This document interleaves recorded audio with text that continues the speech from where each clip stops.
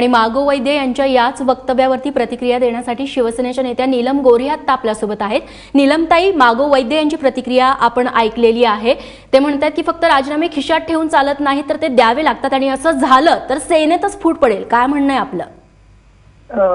वैद्य sir हे खूप ज्येष्ठ विचारवंत आहेत।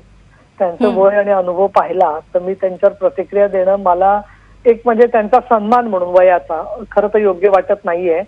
पण आम्हाला शिवसेना प्रमुखांनी ही शिकवण दिली आहे की रोखठोक आणि स्पष्ट भूमिका असली पाहिजे।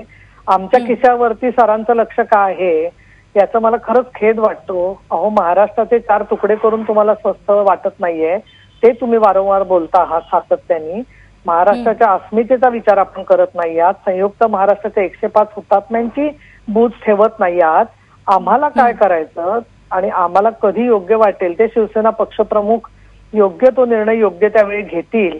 आणि त्यामुळे असा अनाहूत सल्ला दिला जातो ना, त्याला शून्य महत्व असतं। अजून त्यांना एवढी वय झालं तरी कळू नये, हे खरोखर म्हणजे शोकांतिका आहे असं मला वाटतं। नीलमताई, धन्यवाद तुम्ही दिलेल्या प्रतिक्रियेबद्दल।